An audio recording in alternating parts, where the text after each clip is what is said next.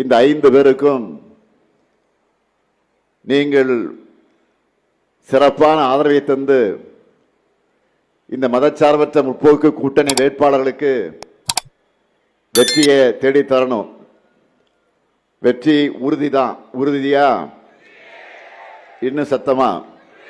இன்னும் சத்தமா?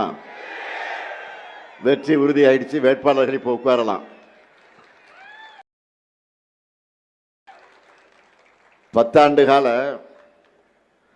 அதிமுக ஆட்சியில் தமிழ்நாட்டோட நிர்வாகம் சீரடைஞ்சு வளர்ச்சி முடக்கப்பட்டு நம்ம மாநிலமே படு பாதாளத்திற்கு தள்ளப்பட்டதை நீங்கள் எல்லாம் நன்கு அறிவீர்கள், மறந்திருக்க மாட்டீங்க.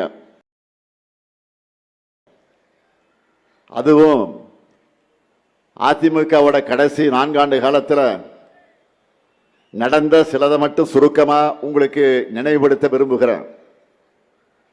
அம்மையார் ஜெயலலிதா வாழ்ந்த குடநாட்டிலேயே கொலை கொள்ளைகள், சாத்தான்குளத்தில் காவல் மரணம், தமிழர்களுடைய மனதை பதற வைத்த நீட் தற்கொலைகள், இளம்பெண்கள் கதறி அழுத பொள்ளாச்சி பாலிய வன்கொடுமை, அமைதியான ஸ்டெர்லைட் போராட்டத்தில் அப்பாவி பொதுமக்கள் மேலேயே துப்பாக்கி சூடு,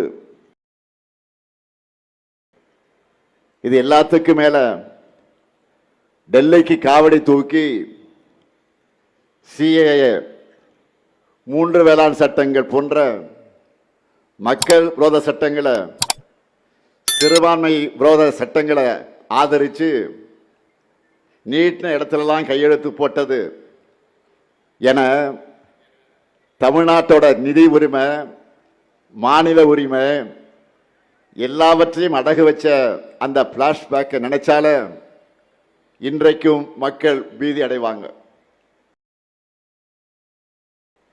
அப்படிப்பட்ட கேவலமான ஆட்சியில் இருந்து உங்களுடைய ஆதரவோட தமிழ்நாட்டை மீட்டெடுத்து புதிய விடியலை தந்து கடந்த 5 ஆண்டுகளில் இந்தியாவிலேயே நம்பர் 1 மாநிலமாக தமிழ்நாட்டை இன்றைக்கு நாம் உயர்த்தி இருக்கிறோம்.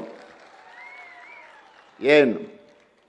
இந்தியாவிற்கே வழிகாட்டுகிற ஆட்சியாக நடத்தி கொண்டிருக்கிறோம். சொல்லுங்க, நம்ம ஆட்சிக்கு என்ன பேர் வச்சோம்? சொல்லுங்க. திராவிட மாடல்.